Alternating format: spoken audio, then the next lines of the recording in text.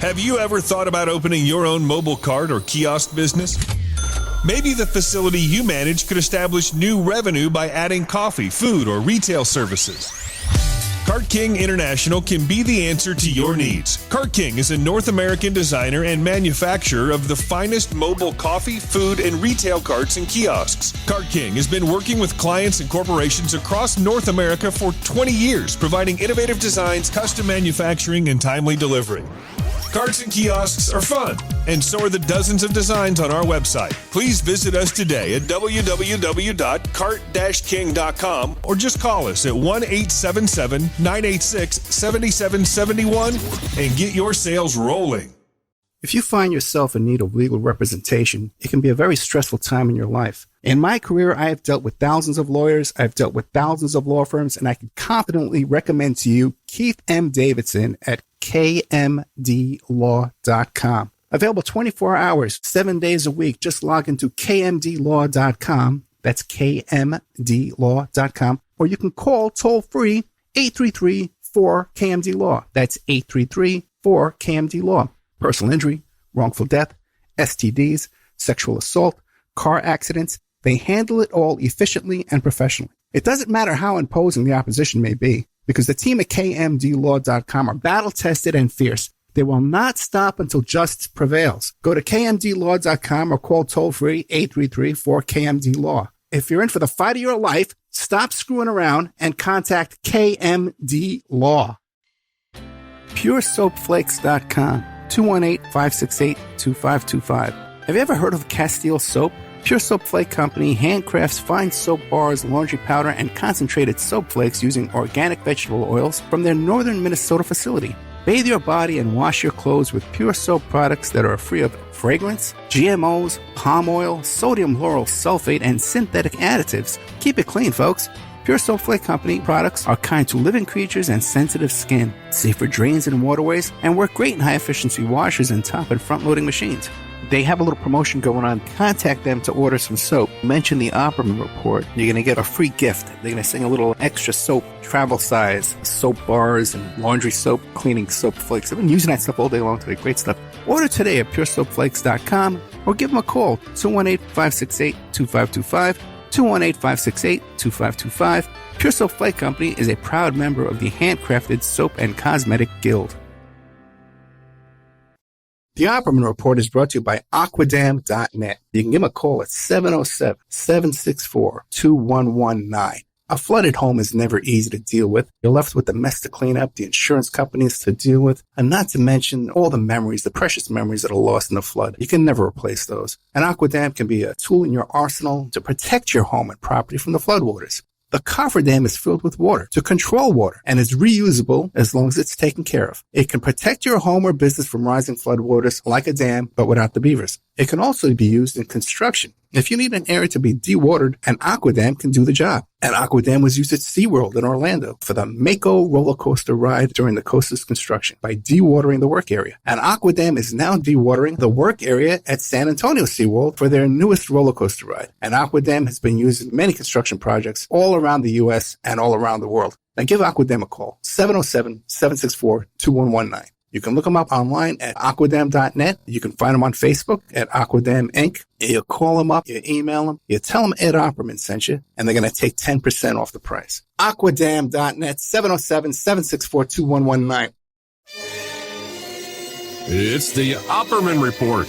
Join digital forensic investigator and PI Ed Opperman for an in-depth discussion of conspiracy theories, strategy of New World Order resistance, high-profile court cases in the news, and interviews with expert guests and authors on these topics and more.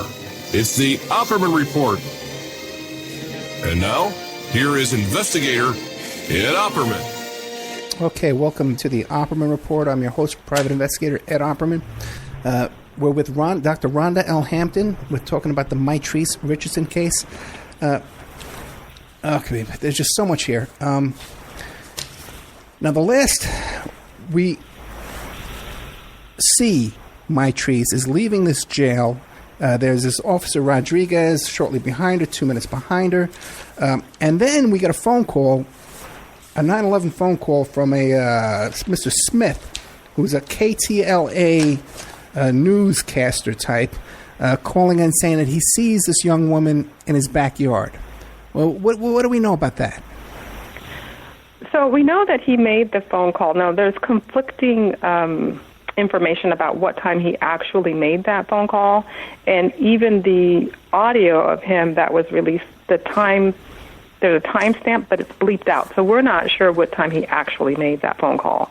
But what he says is that he, arose in the morning, he looked out of the window, and he saw, an African-American woman in his, backyard, and he went to say something to his wife. He comes back, and then she's gone.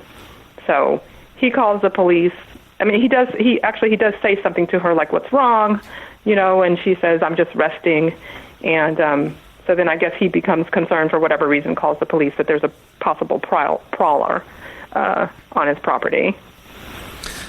Okay, now let me ask a question. From his property, from the police substation there to his property to Susie Randall's path, that trail that would take to the location where the remains are discovered, is that a logical path that someone would get from the police station to Mr. Smith's place, then on the correct trail on Susie Randall's property to that location where the body was found? Is that possible?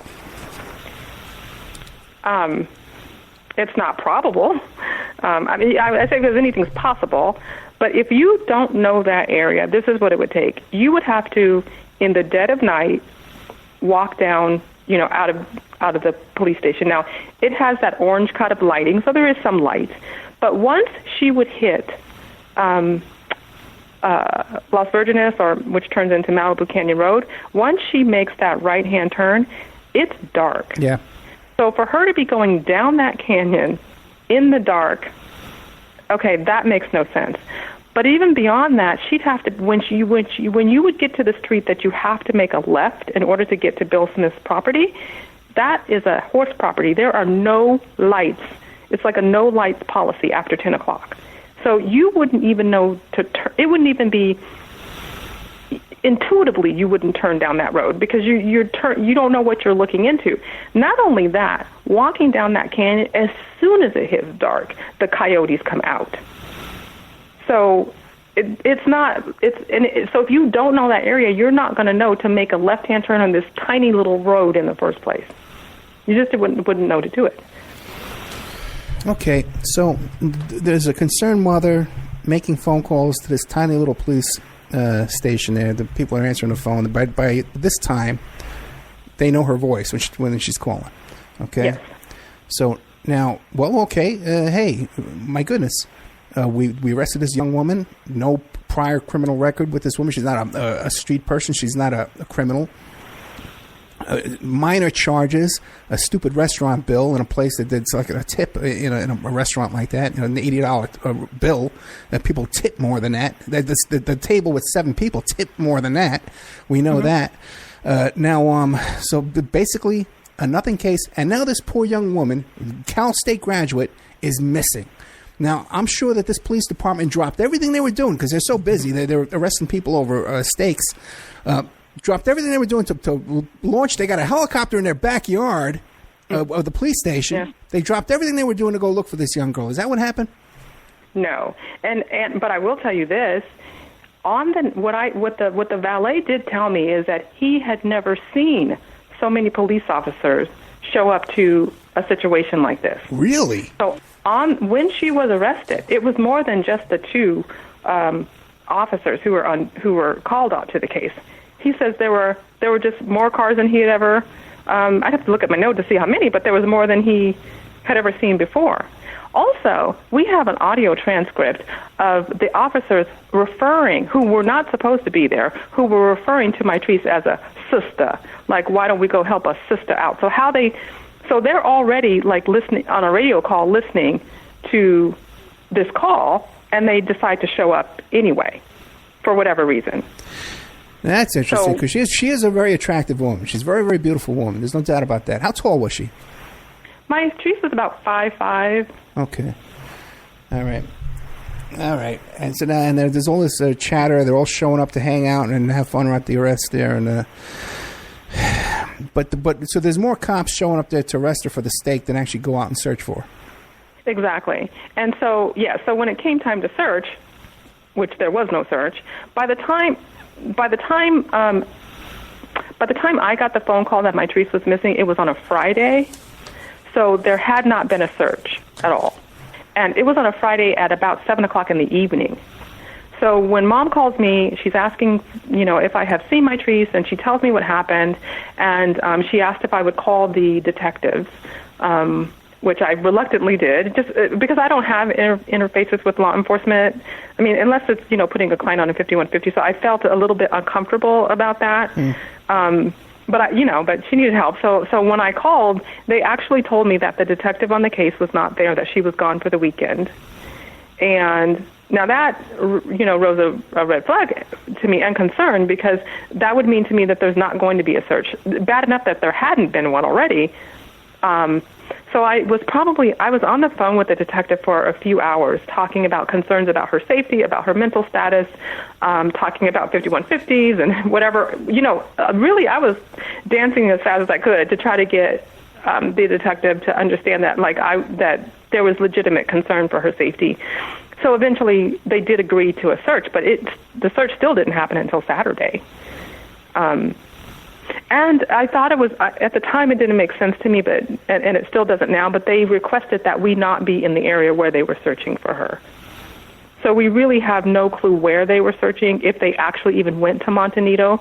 I know the neighbors told me that they never even knew a woman was missing until it made it to the news. So even in that mountainous community, they didn't even know that a woman was missing.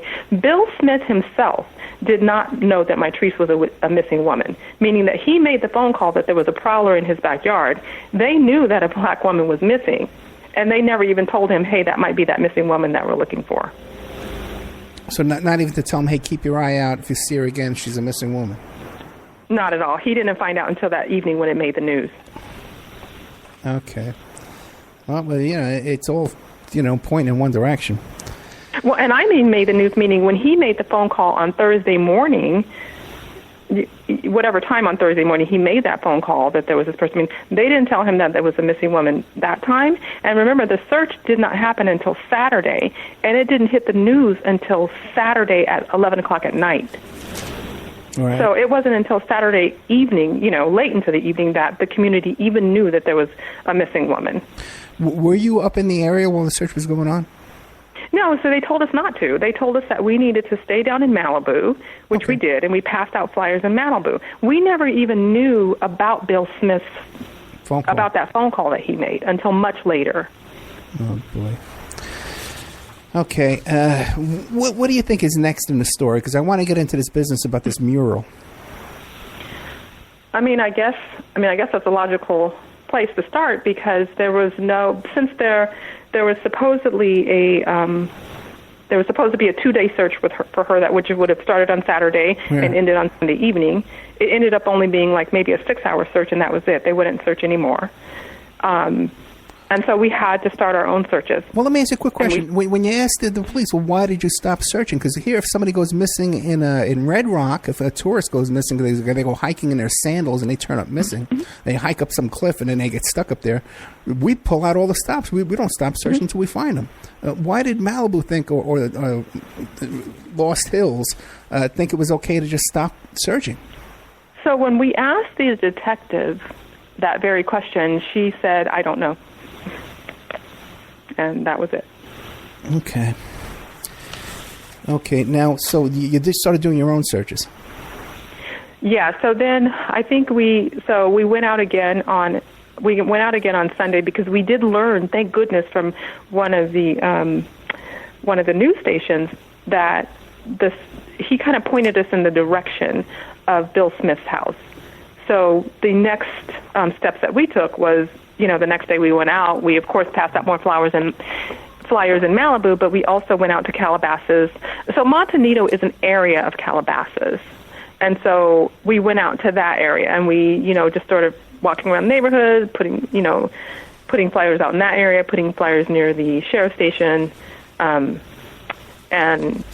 yeah, so that's kind of what we started doing, is kind of searching that area, because it just made logical sense that she would not have been able to hike all the way down to Malibu, and that I mean, I think at that point we were kind of assuming that she'd never made it out of that canyon. All right. And that's when you stumble upon his mural? So we had done several searches after that. We would search just several searches in many different ways that we could. And at some point, we got fortunate enough to meet this man. His name was Maurice Dubois, and his daughter had actually gone missing in Escondido. And from there, he had started a nonprofit, and so he helped us to, and taught us how to organize search parties and those kind of things. So what he did was he did like a 2-day search for us. So we got volunteers. The news media, put out the word that we needed volunteers and that we needed water, and so probably about a week before we actually did this 2-day search, it was all over the news. And, fortunately, we did have lots of volunteers. And so it was a 2-day search. And on the very last day, almost the last hour when we were packing up, some of the volunteers came back and said they showed us pictures of this mural, which it depicted, several naked, to me, what appeared to be African-American women with afros and in, just, pretty graphic, positions. And so we found it on that day. And yeah, people can Google for these pictures yourself. You just Google Mitrice Richardson mural. It's pretty outrageous stuff. There's all kind of sexual positions. A woman actually emerging from a big vagina, and she's emerging. There's no doubt what's going on in this picture. There's very graphic.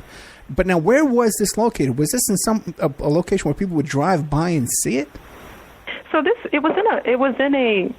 No, if you drove past, you would not be able to see it at all.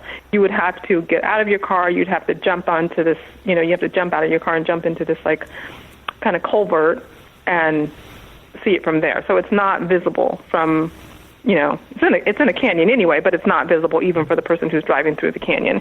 But because our searchers were hiking and searching, for, potentially remains, it's a logical area that you would search if you were looking for someone who was hiding or been hidden. And was this a place where kids would hang out with beer bottles and stuff up down there? It might be. It might be a place that they might, hide out. It wasn't a. But no one's actually checked for that those indications to see if there was a location where kids would normally hang out. I'm not aware of that. That they didn't consider that mural of any importance. They considered it art. They did not find it offensive. And they originally stated that they believed that the person who did it was a person from South Central Los Angeles who drove all the way up to to this particular canyon to do this on the day that we were, searching. And also remind you that this mural, when we found the mural, it was still wet. Oh, boy. The paintbrushes were still there wet. The paint cans were still there. Someone had defecated right in the center of the mural. And so all that was still there. And it was never considered a crime scene. It was never considered evidence. Nothing was ever treated as evidence. Now, the people who painted this mural later on turned themselves in with their attorneys. Do we know who they are now, today? Yeah, they did turn themselves in with the attorneys, and we stumbled upon who they are. And what do you think? The police would not release. At the time that we, I continued to ask them who did this mural. And they never, at every opportunity I had, I would ask them. And so at some point they admitted that the person had turned themselves in, but they would not give the name of the individuals who painted the mural. And in fact, it was only about 1.5 years ago that I stumbled upon something, on the internet that led me to the actual individual who did the mural. Have you talked to him? I did talk, did we talk on the phone? I think we communicated via email.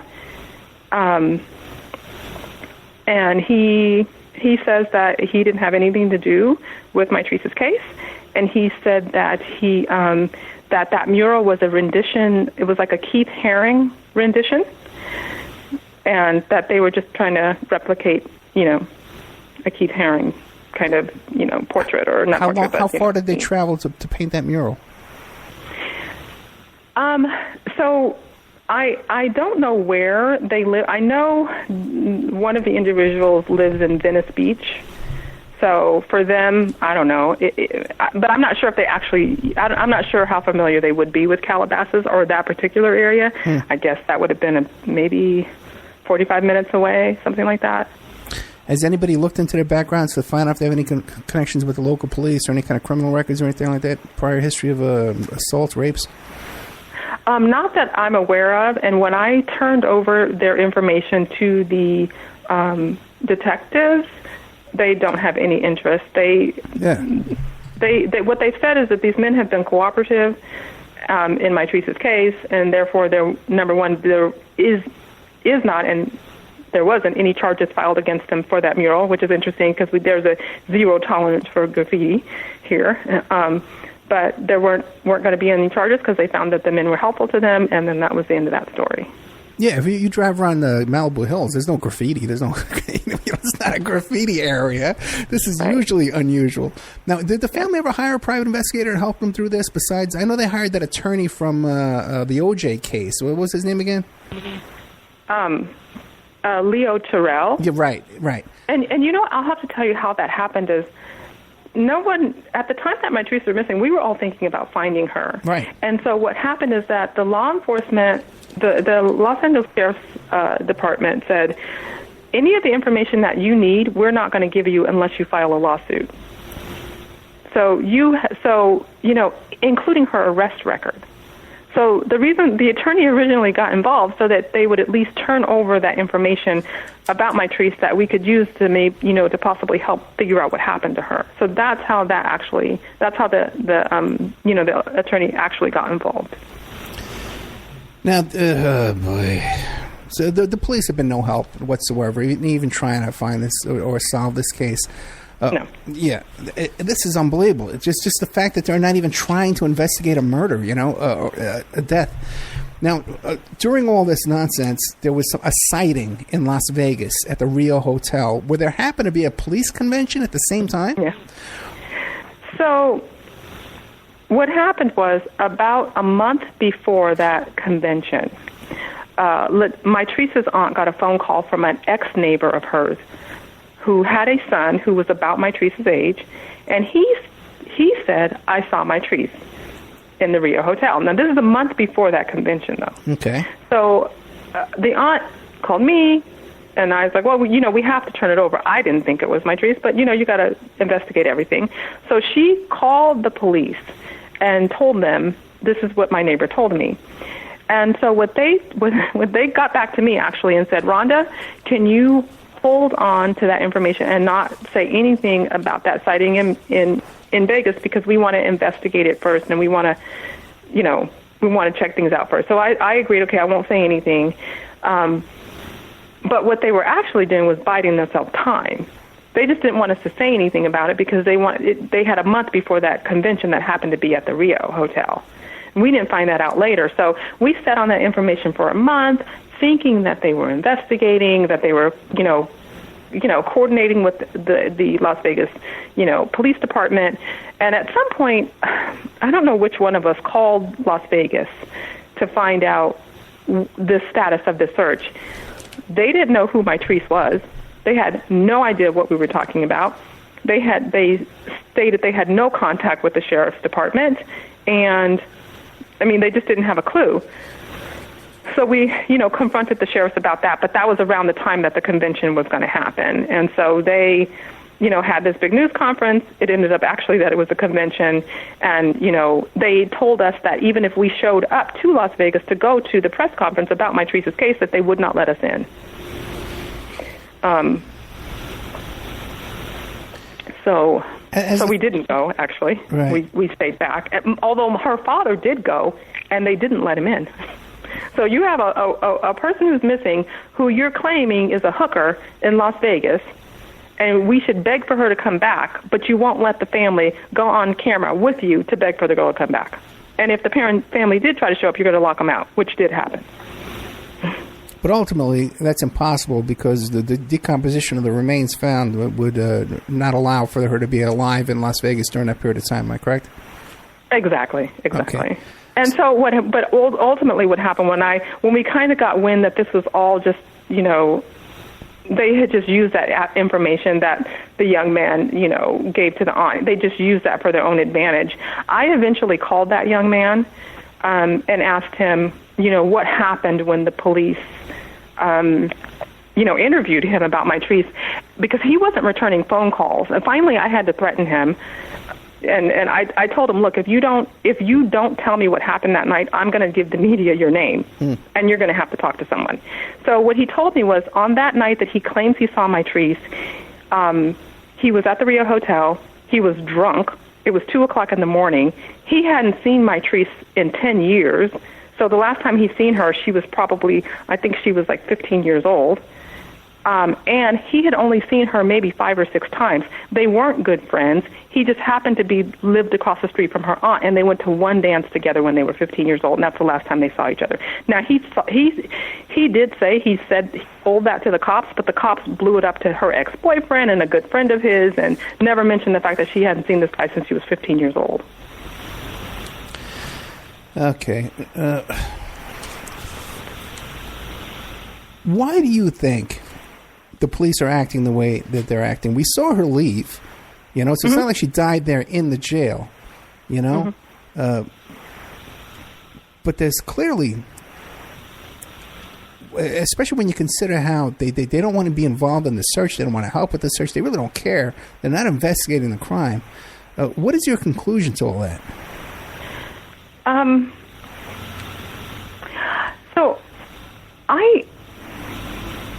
What I think is that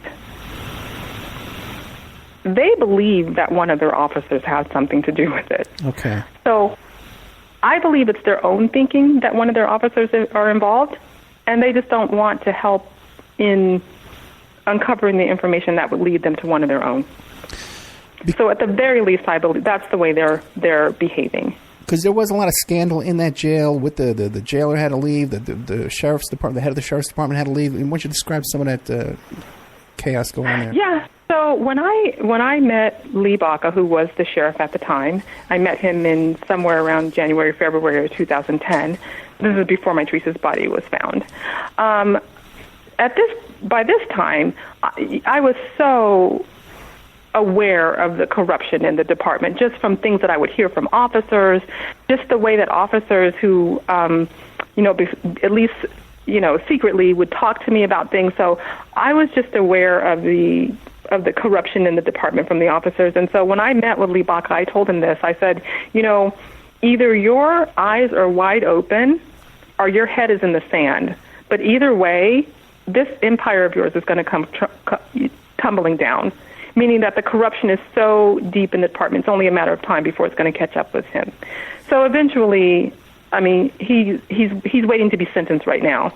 So I don't know. So somewhere around 2.5 years ago, much scandal came with the department because of, threatening the FBI, hiding inmates, assaulting inmates. So they've just been exposed to so much wrongdoing. So that would include the sheriff, the assistant sheriff at the time, many from internal affairs. Some of them are already serving time. The assistant sheriff's already serving time. The current sheriff is waiting to go to jail. So the corruption is very deep in the department. Yeah, even the cop who arrested Mel Gibson got fired. They went after him. Yes. And now a word from our sponsors. Have you ever thought about opening your own mobile cart or kiosk business? Maybe the facility you manage could establish new revenue by adding coffee, food, or retail services. Cart King International can be the answer to your needs. Cart King is a North American designer and manufacturer of the finest mobile coffee, food, and retail carts and kiosks. Cart King has been working with clients and corporations across North America for 20 years, providing innovative designs, custom manufacturing, and timely delivery. Carts and kiosks are fun, and so are the dozens of designs on our website. Please visit us today at www.cart-king.com or just call us at 1-877-986-7771 and get your sales rolling. Thank you so much for listening to the Opperman Report. I want to welcome all our new listeners at WWPR 1490 AM in the Tampa Bay area. We're brand new down here. We're getting a nice warm welcome. We have great advertising opportunities for local sponsors, local businesses. but also international websites and international companies too, on our other stations in California, Nevada, Utah, and on the internet worldwide. But down here in Tampa Bay, Florida, we have some great opportunities for you to come in and get very, very affordable advertising rates. Get a hold of me at oppermanreport@gmail.com and we'll cut you a good deal. PureSoapFlakes.com, 218-568-2525. Have you ever heard of Castile Soap? Pure Soap Flake Company handcrafts fine soap bars, laundry powder, and concentrated soap flakes using organic vegetable oils from their northern Minnesota facility. Bathe your body and wash your clothes with Pure Soap products that are free of fragrance, GMOs, palm oil, sodium lauryl sulfate, and synthetic additives. Keep it clean, folks. Pure Soap Flake Company products are kind to living creatures and sensitive skin, safe for drains and waterways, and work great in high-efficiency washers and top and front-loading machines. They have a little promotion going on. Contact them to order some soap. Mention the Opperman Report. You're going to get a free gift. They're going to send a little extra soap, travel size, soap bars and laundry soap, cleaning soap flakes. I've been using that stuff all day long today. Great stuff. Order today at puresoapflakes.com or give them a call, 218-568-2525, 218-568-2525. Pure Soap Flake Company is a proud member of the Handcrafted Soap and Cosmetic Guild. The Opperman Report is brought to you by Aquadam.net. You can give them a call at 707-764-2119. A flooded home is never easy to deal with. You're left with the mess to clean up, the insurance companies to deal with, and not to mention all the memories, the precious memories that are lost in the flood. You can never replace those. And Aquadam can be a tool in your arsenal to protect your home and property from the floodwaters. The cofferdam is filled with water to control water and is reusable as long as it's taken care of. It can protect your home or business from rising floodwaters like a dam, but without the beavers. It can also be used in construction. If you need an area to be dewatered, an Aquadam can do the job. An Aquadam was used at SeaWorld in Orlando for the Mako roller coaster ride during the coaster's construction by dewatering the work area. An Aquadam is now dewatering the work area at San Antonio SeaWorld for their newest roller coaster ride. An Aquadam has been used in many construction projects all around the U.S. and all around the world. Now give Aquadam a call, 707-764-2119. You can look them up online at aquadam.net. You can find them on Facebook at Aquadam Inc. You call them up, you email them, you tell them Ed Opperman sent you, and they're going to take 10% off the price. Aquadam.net, 707-764-2119. It's the Opperman Report. And now, here is investigator Ed Opperman. And the story she's describing is that there was an inmate at the jail who had a cell phone. He was an informant for the FBI. He was calling the FBI to report the way he was being treated. The cops from this department went to the FBI agent's house and tried to coerce him to drop in the investigation. Yeah. This is intense. Yeah. This doesn't go on, guys. Okay, this is over the top. They threatened the FBI agent. To arrest her, and it's caught on tape, of all things, because they're not always the brightest bulbs. So it's caught on tape, and that opened up a Pandora's box of all kinds of corruption within the department. It's unbelievable. Now, I guess the next thing that happens is the body miraculously is found because two officers are looking for this grow operation from a year ago, and they want to say, hey, maybe they went back and they planted the pot again. Let's go back and check. We don't know how they got there, if they took the easy path through this Susie Randall's ranch, or why they just didn't. If they know where it is, why they didn't take a helicopter there? They got a helicopter parked, but they stumbled on these remains. Supposedly it was the Rangers. Supposedly it was the Rangers who stumbled upon her because they decided that they were going to go back for whatever reason to see if this pot grow was going on. So. Supposedly that was happened, and supposedly they stumbled across her body. And then obviously they put up crime scene tape, and right away, and they called in the medical examiner and the CSI team to come in and preserve everything, correct? So they called the head of the search and rescue team, who is a lieutenant for the Lost Hill Station. So they called him. So somehow he was able to make it from that station to where her body was and pronounce her dead in a half an hour. That's impossible. Well, I guess it could be possible if a helicopter, airlifted him down to that area. But what he claims, because I asked him, is that he hiked in through the creek bed the same way that he took us. That he hiked in. He left the station, drove down to the entrance of the creek bed, hiked the creek bed, and then pronounced her dead in a half an hour. Impossible. I hiked that creek bed, and not only did I hike that creek bed, I hiked the creek bed with that particular head, the head of the search and rescue. While they should be in great shape, he's not. And even as we're hiking in, he had to rest many times before we got there.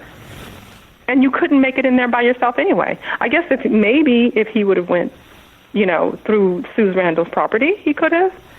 So however he got however he learned about her body and was able to pronounce her dead in 30 minutes has still not been explained to us. And then they pretty much bagged up the item. And when she was found naked, right? Yes. When her clothes were found a distance away, correct? Yes. Now, how far was her clothing from her body? So in various, if I recall, it was in various, like her pants were found, I think, like 100 feet away, right. A little further down. I can't remember, like, the distances, but, it was quite some distance. Now, even taking the easy route through Susie Randall's property, could two men have carried this body and dumped it into that location, do you think? If you took that route, you could, yeah. Oh, you could? Okay. You think that would be possible? If you took the easy route, because part of it, actually, if you went right through her property, you could. If you just took right, through her front entrance, yeah. You could. If you took that back entrance, it kind of would just depend. I mean, it might take a while. So the most logical route to the dumping of this body would be this ranch. Were they ever questioned by the police? I don't know. I've only heard rumor that when the police found her, when the sheriff found her body, that property was that's where they staged everything, and it was actually in her home. And I'd heard rumors, so I can't verify this, but I heard rumors that she had made statements that they were more concerned about her business and the pictures, looking through the pictures that she had of naked women, than they were about Mitrice's body. Yeah, I could totally believe that. Now, and what about animal activity with the body? Was there any indications that the animals tampering with the body? So, eventually we along the way, we had met this forensic anthropologist who had agreed that when we found her body, that she agreed that she would do, a secondary examination. So from her report, she does indicate that there's some animal activity on her body, but the way she says it, it's like they nibbled at her body, but then they kind of left it alone because part of her body was mummified, so that the animals wouldn't be able to. It's too hard for them to be able to. To eat, if you will. I saw her presentation; it was excellent. It's in the film Lost Compassion. So now she's saying that the one of the reasons, a logical reason why these animals there was no animal activity on this fresh body, is because the animals did not come upon this body until the body was mummified. And she was partially mummified. So maybe animals may have been able to, to consume part of her body, but there was part of it that was mummified, and they wouldn't have any interest in that. How much of the body was recovered? So most of her body, they had to go in 3 times to recover her body, because actually when her body was initially recovered, the detectives actually removed her body against the orders of the coroner. So it wasn't done with the coroner's presence or with the coroner's expertise. The detectives just removed her body himself. So therefore, many bones were left behind. How we found that out is because that time when Lee Baca did allow us to be hiked in with the search and rescue team, we actually found bones ourselves. And at that point, they stopped and made us leave. We had to be airlifted out, and then they meaning the coroners, did come in and retrieve more bones. The main bone that's missing is the hyoid bone. And that bone is significant to be missing because it's one of the bones that they can look at to prove if there was strangulation. So that bone has yet to be recovered.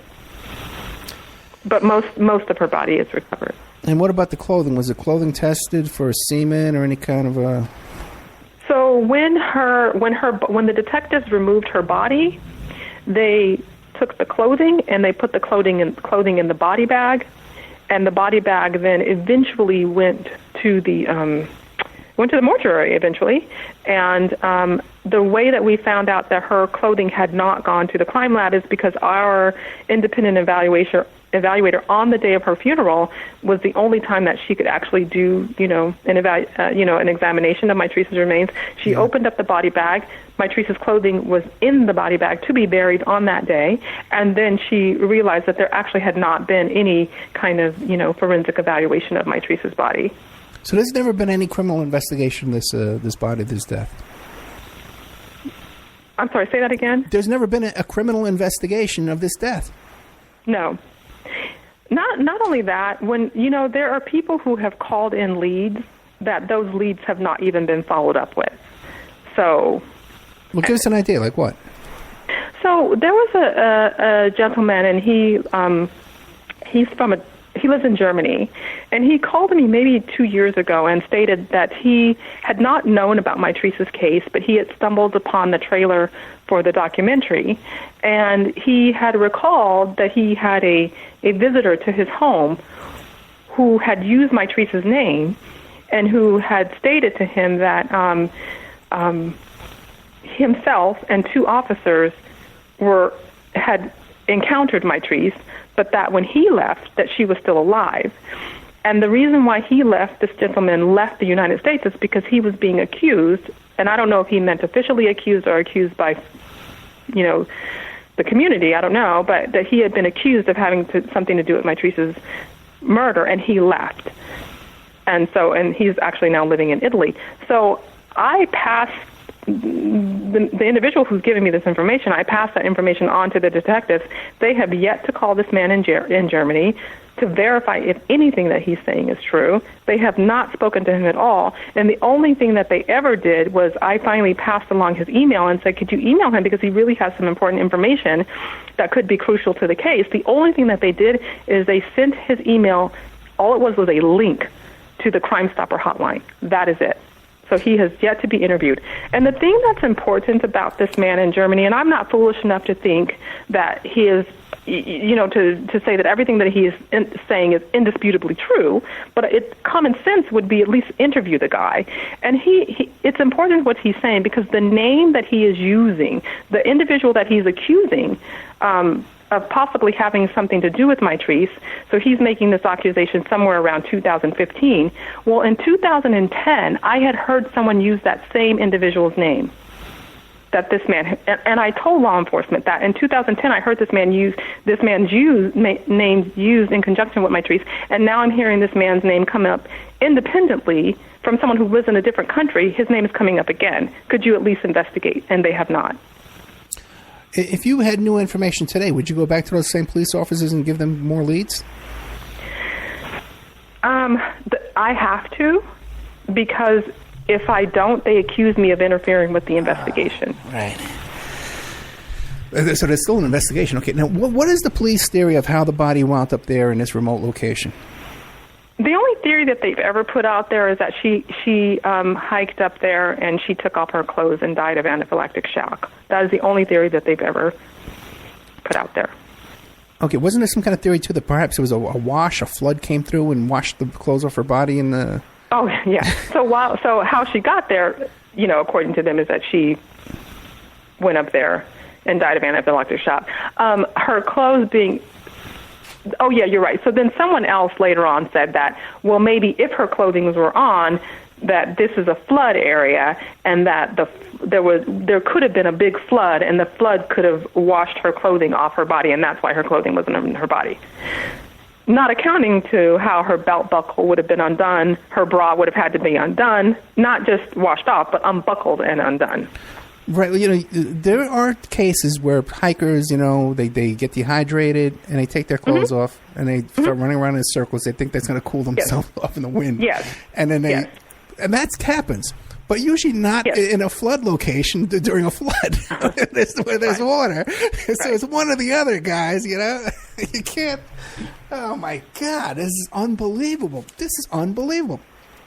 Do you have any other tips that they haven't followed? You said that the things that they didn't follow up on. Are there more? I think that one is the most concerning to me, because that person has very specific evidence and a lot of it. And it's corroborated with some other information that I have. So that's probably the one that's most concerning to me. Otherwise, people in general will call me and say, hey, I called the cops. I tried to call them and give them this information, and they won't call me back to interview me. So that happens a lot. But that one is the one I'm concerned about the most. Now, what about a lot of things have been done? You've tried to get the Sheriff's Department investigated and have the case reopened, have the body was exhumed at one point. What can you tell us about all these things? So the reason why we had to have the body exhumed is, like, as I explained, we on the day that her body was, on the day of her funeral, is the only time that our independent person could evaluate her body. So because that happened like maybe 2 hours before the funeral, she had advised that we are just going to have the funeral and wrap it up, and then we're just going to have to fight for exhumation later, because her concern was if they get a hold of her body, or if they get a hold of her clothes, then she was concerned about what they might do to that information in order to save face. So we just went ahead with the funeral, and then we just later requested exhumation and to at least have her body, sure, evaluated. Yeah. Now, has your side examined these clothing to find out if there's any pubic hairs or any semen on there or anything like that? So the clothing did eventually go to the crime lab, and I'm not privy to the information. I have no idea what happened. Okay. It went to their crime lab, the Sheriff's Department. It did go to their crime lab. Here's the thing: is our person who did the evaluation, when she showed up, so it kind of went like this. She did show up on that day to do the examination, but she was not anticipating that there would have been no examination of Mitrice, and she was not anticipating nor prepared for the fact that there would still be clothing. Right. So she didn't have all of the equipment necessarily to do that extensive of an evaluation. And she didn't want them to be able to come back and say that chain of custody was broke. So she didn't want to do too much with it. I understand. Mm-hmm. Now, you made attempts to Attorney General to try and get the Sheriff's Department investigated. What happened with that? So this would have been in November of 2015, I wrote a letter to the Attorney General, and I actually put together a pretty huge document of proving that I had exhausted all possible options of trying to, appeal to whoever I needed to appeal to open up Mitrice's case. And so I submitted that to her in October of 2015. And then in November of 2015, I got a letter back saying that they did not feel that the officers had done anything wrong, and not only that, they felt that that the department was making great changes to try to improve their relationship with the community, so therefore they were passing on investigating Mitrice's case. So that would have been November of 2015. I talked to Michael Richardson, Mitrice's dad, about it, and he wrote a letter personally to Kamala Harris, who was running for Senate at the time. So he personally wrote a letter to her and said, how can you not investigate the case, kind of thing. And then for whatever reason, which they've yet to illuminate, they decided that they were going to open up Mitrice's case. We honestly believe that it was related to Kamala Harris's bid for Senate, is that she looked bad. So here we're requesting that this case be investigated. And the things that I was charging was it is illegal to remove a body against the orders of the coroner. So I was listing things that were just done in the case that were illegal, and I just wanted them to be investigated. And so when Michael sent that letter, it's the same time that Michael is Mitrice's father. When he sent that letter, it's the same time that Lee Baca admitted that he had lied under oath to the FBI. So I think she looked pretty foolish, because, all of this was making the news. I think Kamala Harris's office looked pretty foolish, saying, no, we're not going to investigate this department, and we think that they're fine and above board. And then the head of the department admits that he lied to the feds. So we believe that that's the reason why she decided to investigate the case. So they took a year to investigate it. About a week after she won her bid for Senate, she sent a letter saying that there was no wrongdoing. So that's where we stand now as far as the Attorney Generals, that they don't feel like they need to investigate it because there was no wrongdoing. I have since appealed to them again, and, it takes a while to get responses back from them. Yeah, and that's to the state. Have you gone to the federal government? I have not. Yes, I have, and then they, I think I did that prematurely, so I went to them, and then they, they'll kick it back down and say you need to handle it at this level first. So now I will be doing that. The mother and father did win a civil suit, though. They got $900,000. They won that civil suit based on the removal of Mitrice's remains. Right. So it was not for wrongful death or anything like that. It was that they had to acknowledge those remains removed in a way that was not according to protocol. But now, are they prohibited from any further legal action against the Sheriff's Department or against the LAPD? They're prohibited from filing any additional lawsuits. Right. Or anything like that, but they're not prohibited. I mean, her case, if one of them murdered her, I mean that's they can still go to the federal government. They can still make complaints and that kind of stuff. Yeah, they just can't. They can't sue anymore for anything. Boy, what can people do to help? What I find is most helpful is for people to follow the Find Mitrice Facebook page. And the reason why I say that is I keep that page updated all the time of the activities that I'm involved with regards to fighting for justice for Mitrice. And so often, because I'm just a psychologist, so often it's the community that gives me ideas and places of what to do next. So I really rely on the public to offer their opinion and support. I take everything serious, and it really has opens up my understanding of things, and it gives me new ideas of where to go next. So, and also if we do a petition of some sort, then it's nice to have people there who are willing to sign petitions and things like that. But honestly, it's just helpful to have like a third eye out there helping me and guiding me on what can happen next. And as far as this interview goes, you and me, are there any questions that I failed to ask you that you think are important? I think that I would say this is that people do go missing every day, and that's true. But I think it's important for people to understand that when people go missing, there is no waiting period. You can report a person goes missing right away. But then I also want to say that the law enforcement does not always take missing persons cases seriously, and that people really need to understand that they may have to do their own investigations and they may have to do their own searches, and they need to do them quickly, because the more quickly you search for your missing loved one, the more likely you're going to find them. And in fact, I'll share with you this. My nonprofit organization, Reach for Mental Health Awareness, came because of the challenges that we were faced with in searching for Mitrice. So I learned so much along the way, and I've talked to so many people along the way. It just became easier to start an organization to systematically help people. So one of the things that we do is we reach out to people who have missing loved ones, and typically they would have some type of mental illness, although they don't have to, and we really advocate for the family, and we provide the family with the information that they need to search for their loved one. Now, Mitrice's case is not unique, although, I mean, some of the things that have happened to her in her case are just, they sound outlandish, but I will tell you, as we speak now, there is a woman missing, 20-year-old Elaine Park. She went missing from Calabasas, not too far from where Mitrice's body was found. Her car was found in Malibu 4 days after she went missing. We are still searching for her, and law enforcement is still, the Lost Hill Station, they're still behaving in the same way as they did with Mitrice's case. They are apathetic.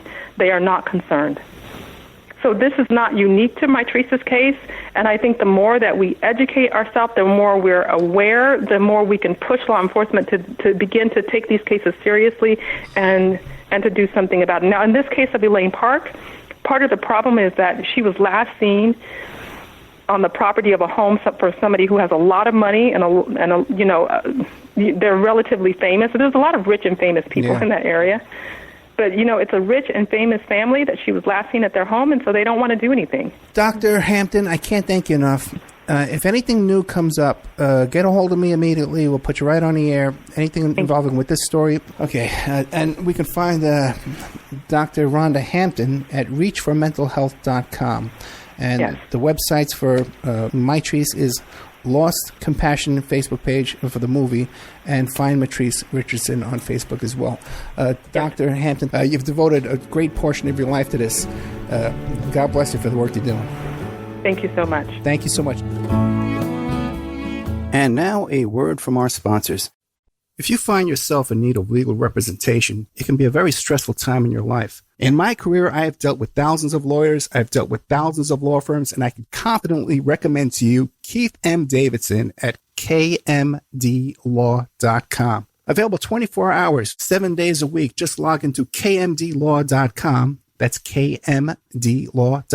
Or you can call toll-free 833-4KMD-LAW. That's 833-4KMD-LAW. Personal injury, wrongful death, STDs, sexual assault, car accidents. They handle it all efficiently and professionally. It doesn't matter how imposing the opposition may be, because the team at kmdlaw.com are battle-tested and fierce. They will not stop until justice prevails. Go to kmdlaw.com or call toll-free 833-4KMD-LAW. If you're in for the fight of your life, stop screwing around and contact KMD Law.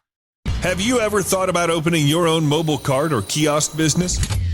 Maybe the facility you manage could establish new revenue by adding coffee, food, or retail services. Cart King International can be the answer to your needs. Cart King is a North American designer and manufacturer of the finest mobile coffee, food, and retail carts and kiosks. Cart King has been working with clients and corporations across North America for 20 years, providing innovative designs, custom manufacturing, and timely delivery. Carts and kiosks are fun, and so are the dozens of designs on our website. Please visit us today at www.cart-king.com or just call us at 1-877-986-7771 and get your sales rolling. PureSoapFlakes.com, 218-568-2525. Have you ever heard of Castile Soap? Pure Soap Flake Company handcrafts fine soap bars, laundry powder, and concentrated soap flakes using organic vegetable oils from their northern Minnesota facility.